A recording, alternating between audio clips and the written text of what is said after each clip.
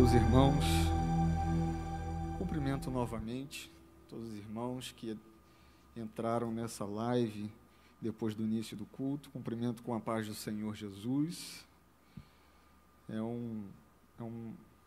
Apesar dos pesares, a nossa alegria é estar na casa de Deus, podendo oferecer Ele um culto de adoração, um culto de louvor ao seu santo nome, e poder estar ministrando a sua santa palavra.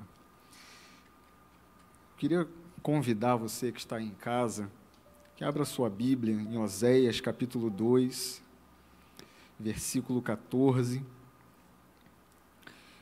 Há alguns dias atrás, eu tive a oportunidade de refletir sobre esse texto, compartilhei até com alguns irmãos desse texto, de algumas reflexões, e eu gostaria de compartilhar com a Igreja de Cristo, que está ligada no Facebook, no YouTube, em Oséias, capítulo 2, versículo 14.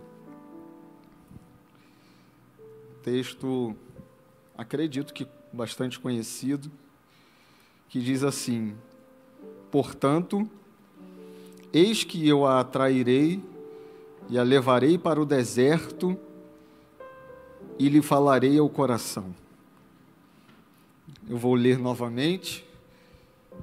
Eis que eu a atrairei e a levarei para o deserto e lhe falarei ao coração.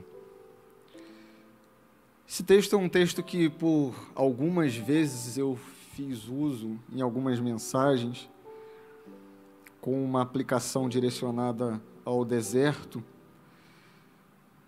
mas certo dia eu me senti incomodado por entender o contexto dessa afirmativa de Deus para Israel. E daí a primeira coisa que eu fui levado a entender era a tônica da mensagem de Deus por boca do profeta Oséias para Israel.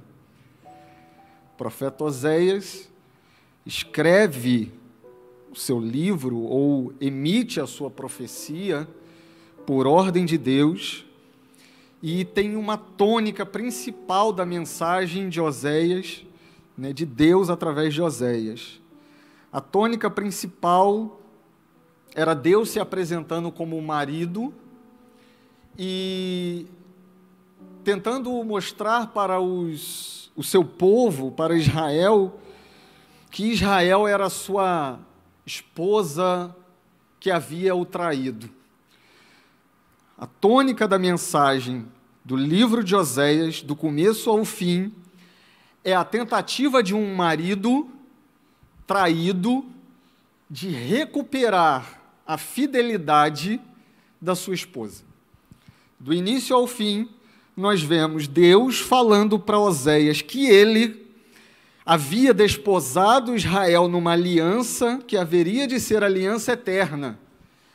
Mas Israel, apresentado nesta analogia como uma esposa traída, havia se desviado do seu Deus e havia ido após os seus amantes, que eram as nações idólatras, as nações de Canaã, o Egito, a Síria, e após os seus deuses, respectivamente. O interesse de Deus no livro do profeta Oséias, do início ao fim, é mostrar para Israel a severidade da transgressão de Israel, mas, de outro modo, mostrar uma nova chance, uma nova oportunidade para Israel.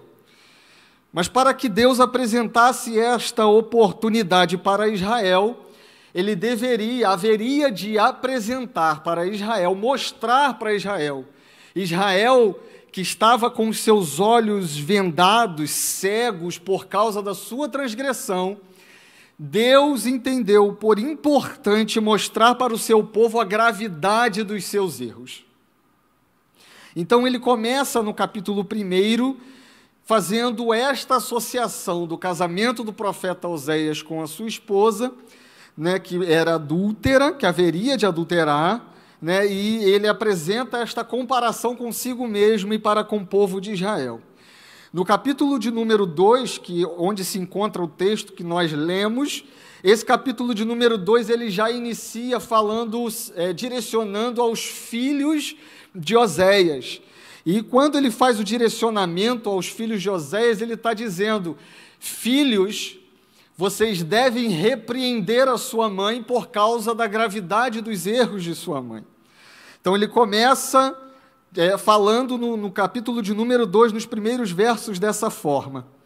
Mas antes de nós chegarmos no versículo 14, nós precisamos entender como Deus está iniciando a sua repreensão para Israel e o que ele pretende fazer após isto, para nós entendermos a importância do versículo 14 nesse texto e entendermos a pertinência desse texto para os nossos dias. Ele começa dizendo para Israel: vocês receberam de mim provisões, vocês receberam de mim proteção, vocês receberam de mim prosperidade, vocês receberam de mim governo, ordem, mas vocês insistiram em seguir os seus amantes. É isso que Deus está dizendo para Israel nesse momento. Ele está dizendo para Israel: eu cerquei vocês de todos os cuidados, eu cerquei vocês de todo carinho, eu cerquei vocês de todo amor, mas vocês ainda insistem em seguir os caminhos que eu não tracei para vocês. Quem sabe existem pessoas que estão questionando tantas coisas do tempo presente, mas se esquecem de analisar ao redor da sua vida o que você tem feito com tudo aquilo que Deus tem te dado, o que você tem feito com aquilo que Deus tem providenciado para a tua vida.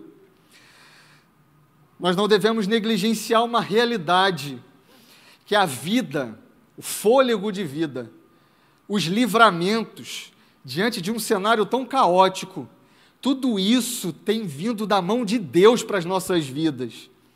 Ah, mas eu tenho um tio, um pai, eu tenho um amigo, eu tenho um esposo, uma esposa que tem um contato no governo que faz com que isso eu não perca a minha provisão. Isso não serve de nada se a mão de Deus não estiver na sua vida.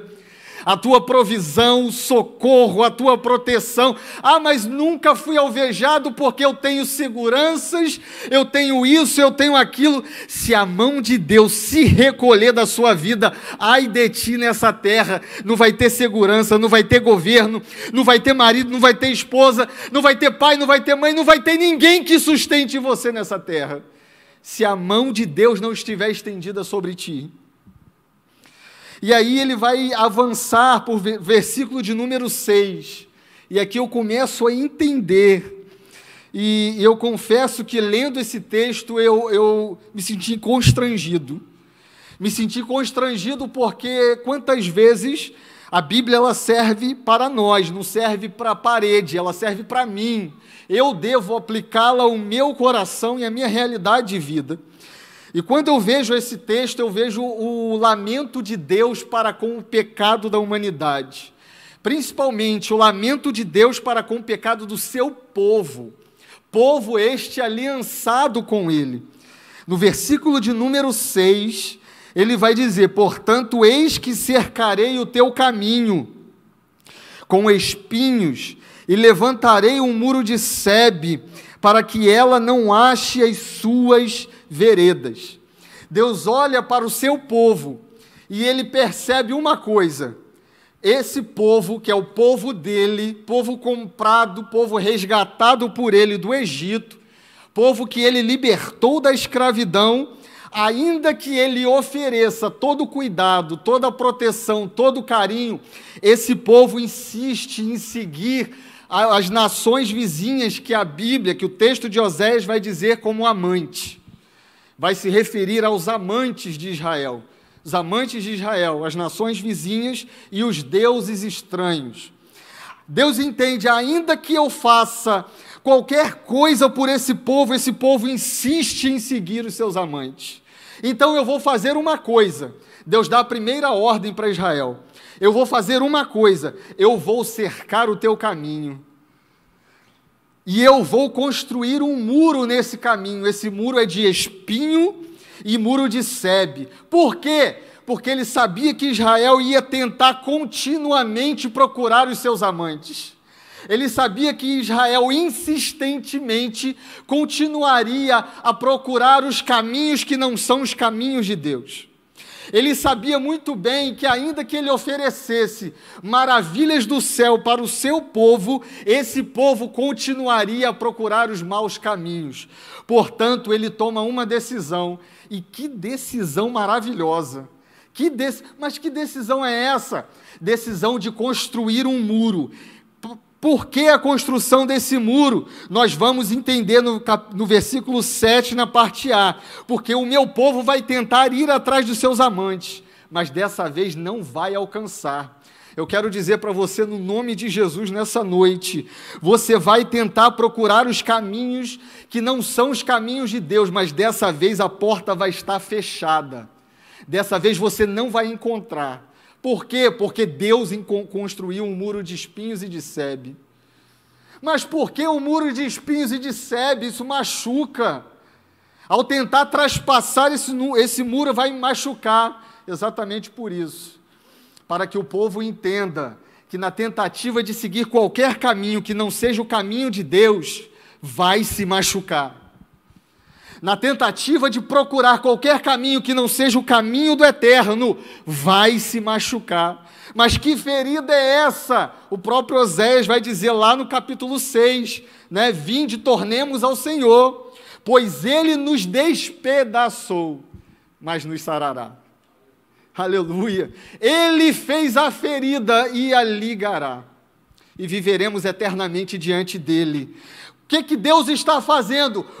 Deus está cercando o teu caminho para você não insistir no erro, não insistir na derrota, não insistir no fracasso e entender que a provisão, que o socorro vem dEle, que o caminho perfeito é dEle. O caminho perfeito não é o caminho de Baal, não é o caminho do Egito, não é o caminho do mundo, não é o caminho dos deleites desse mundo. O caminho perfeito é o caminho de Deus. Entenda isso, meu irmão. Entenda isso, minha irmã. Então ele constrói esse muro, porque a tentativa de Israel em insistir nos seus erros faria com que se machucassem nos espinhos e no muro de sebe. Mas essas feridas serviriam como feridas pedagógicas. Ou seja, por que feridas pedagógicas? Porque essas feridas trariam um aprendizado, que só há um caminho em que haja paz. Israel olharia para o seu caminho, o caminho dos seus amantes. No versículo de número 7, na parte A, mas não os alcançará. E buscá-los-á, mas não os achará. E aí Deus continua falando para o seu povo.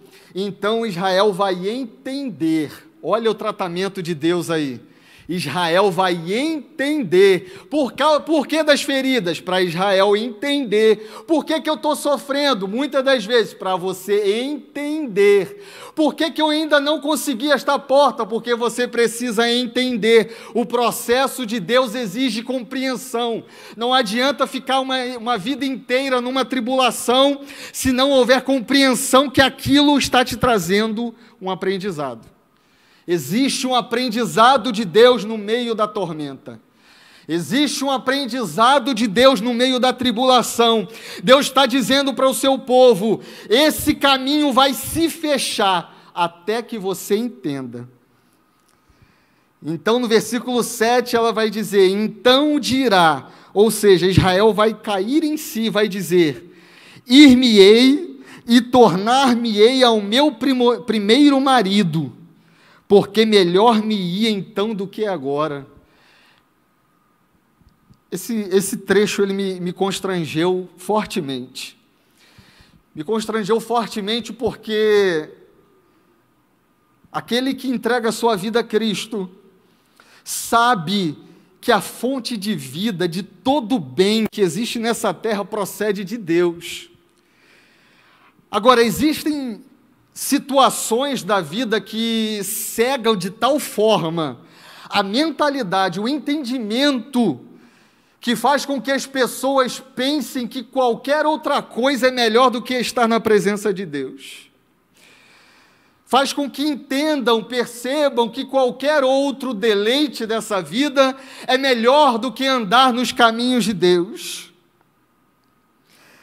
Mas chega um momento que a tribulação se aperta de tal forma que as vendas dos olhos caem para que nós possamos entender uma coisa: melhor é estar na presença de Deus do que em qualquer outras partes mil. O salmista já vai dizer: eu prefiro um dia nos teus tabernáculos do que em qualquer outra parte mil. Eu preciso estar na tua presença, eu prefiro estar na tua presença um dia do que viver 1000 dias em qualquer lugar. Tem muita gente fazendo de tudo para fugir da presença de Deus.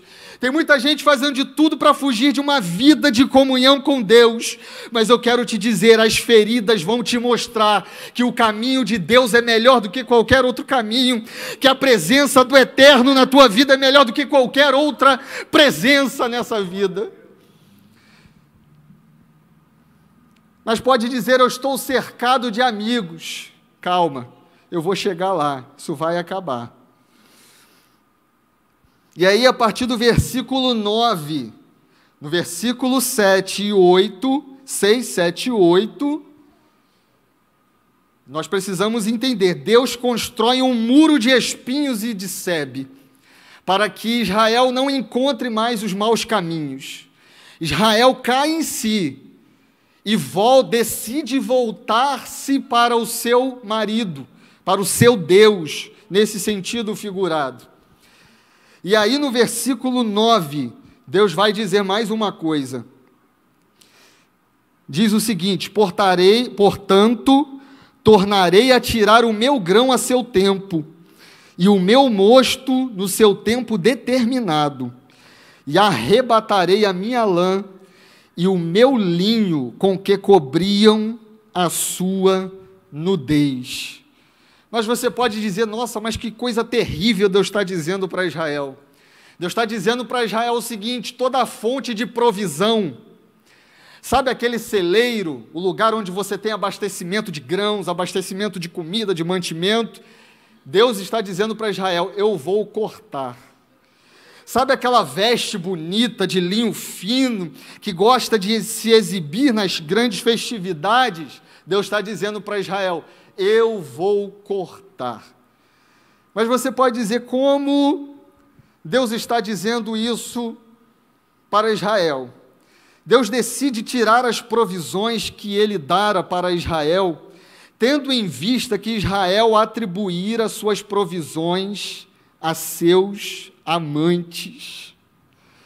Sabe o que Israel tinha entendido naquele tempo? Olha só o absurdo.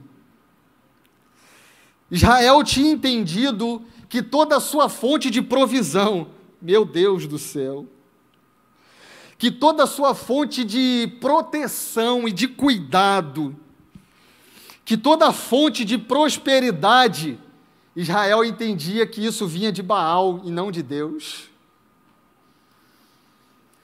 Deus vai dizer para Israel: porque eu, o Senhor, ofereci tudo para Israel.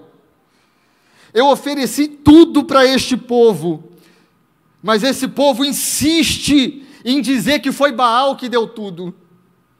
Esse povo insiste em dizer que foi a sua aliança com o Egito que lhe deu tudo. Então Deus decide: eu vou cortar a provisão. Versículo 3, Deus diz: para que eu não a despoje ficando ela nua, e a ponha como no dia em que nasceu, e a faça como deserto, e a torne como uma terra seca, e a mate a sede, não me compadeça de seus filhos, porque são filhos de prostituições, porque sua mãe se prostituiu. Aquela que os concebeu ouve-se torpemente, porque diz: irei atrás dos meus amantes que me dão o pão, e a água, e a lã, e o meu linho, e o meu óleo, e as minhas bebidas. A pior coisa que nós podemos fazer com Deus é oferecer-lhe, em troca da nossa gratidão, em troca de tudo aquilo que Ele nos ofereceu, oferecer-lhe ingratidão. Deus está dizendo isso para Israel: eu dei tudo para vocês, eu dei grão, eu dei linho, eu dei água, eu dei bebida, eu dei óleo, e vocês insistem em dizer que foi Egito, que foi Síria, que foi Baal, que ofereceu o que vocês têm. Portanto, e aí no versículo 9, portanto eu vou tirar o meu grão a seu tempo. Eu vou cortar a provisão, até que vocês possam entender.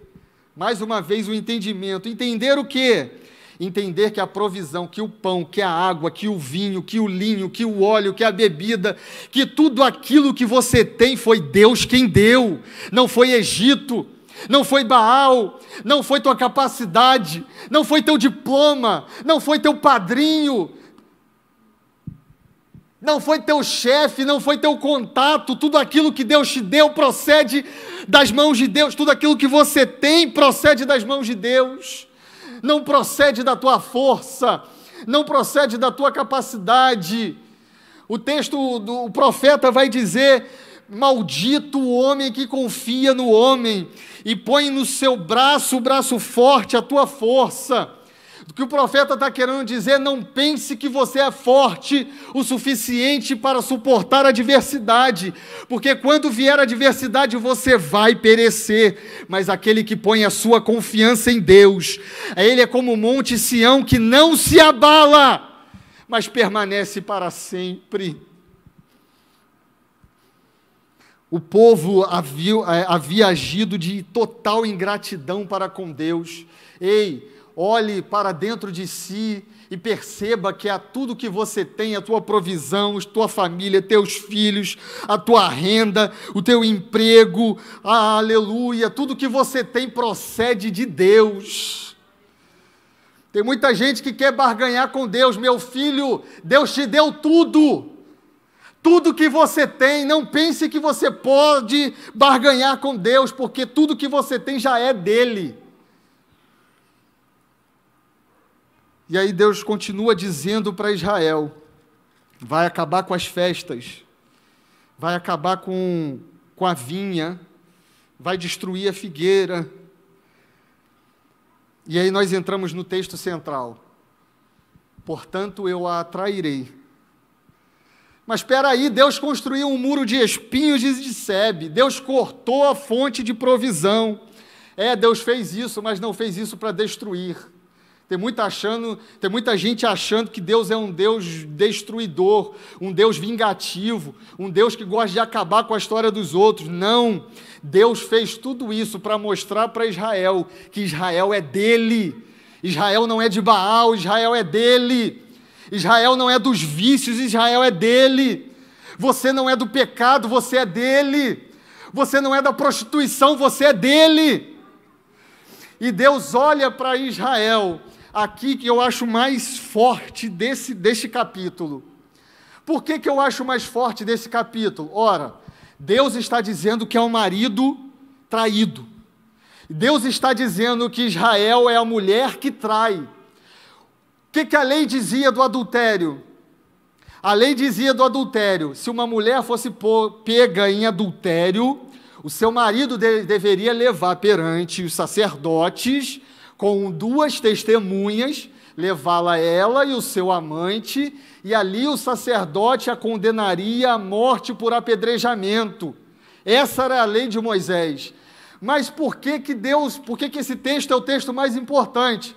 Sabe por quê? Porque Deus olha para Israel e diz assim: você é adúltera, você cometeu adultério. O que você merece pela lei de Moisés? Você merece o apedrejamento por morte, você merece ter sua história destruída, você merece ter falta de prosperidade, você merece ter falta de vida. Mas o que o marido vai fazer? O que Deus vai fazer? Eu vou atrair novamente.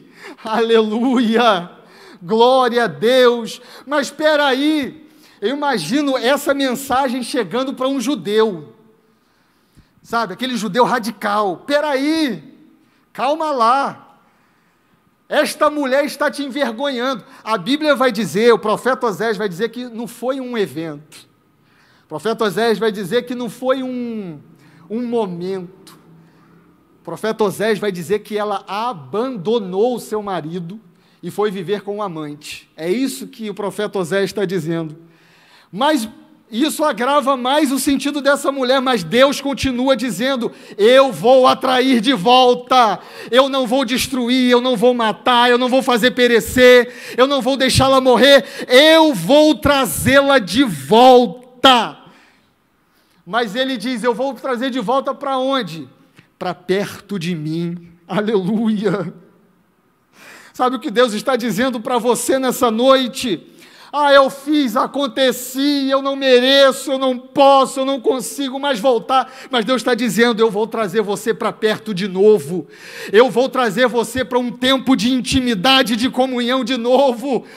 Eu vou trazer você de novo para a mesa do rei, para a mesa do Senhor, para a mesa onde há fartura de pão. Você não vai experimentar mais a desgraça, as bolotas deste mundo. Você vai viver debaixo da minha graça e da minha presença novamente.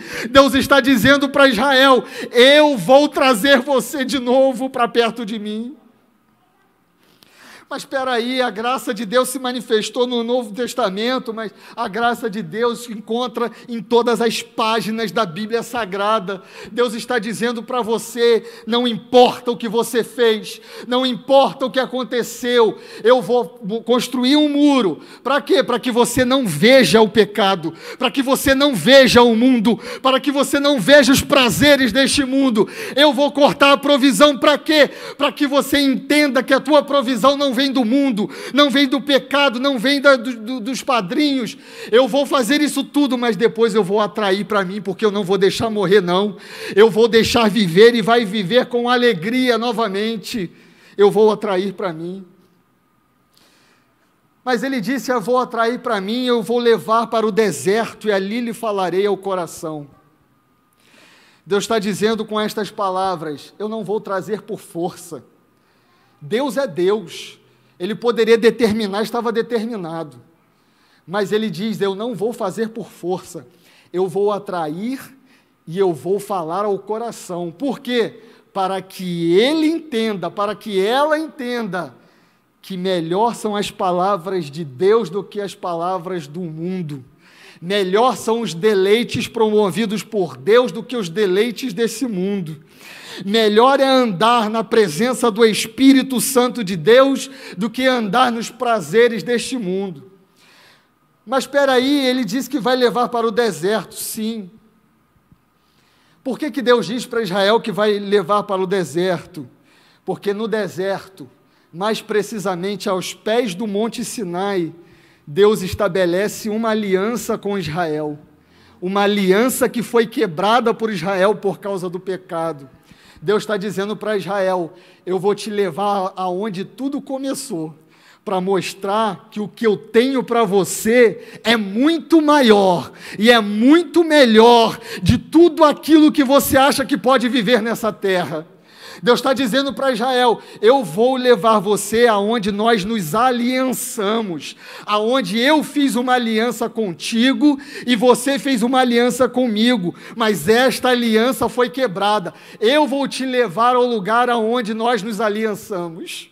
Deus está dizendo para Israel: eu vou te trazer aonde tudo começou, para que você, e vou te falar coisas agradáveis ao coração, para que você entenda que melhor é a minha palavra do que a palavra dos seus amantes. E para começar a encerrar, Deus levantou um muro de espinho de Sebe, ou seja, escondeu os maus caminhos de Israel. Deus cortou as provisões, mostrou para Israel que a provisão é dele, não é de Baal, não é do mundo. Deus atraiu Israel para si quando deveria ser destruído. O mundo está querendo que você se destrua, mas Deus não deu a ordem de destruição. Deus deu a ordem de proximidade com ele. O homem está dizendo que você tem que ser destruído, mas Deus está dizendo: vou trazer de novo para perto de mim. Leva para o deserto, fala o coração. E aí no versículo 15, Deus vai dizer: e lhe darei as suas vinhas dali, e o vale de Acor por porta de esperança, e ali cantará como nos dias de sua mocidade, e como no dia em que subiu da terra do Egito.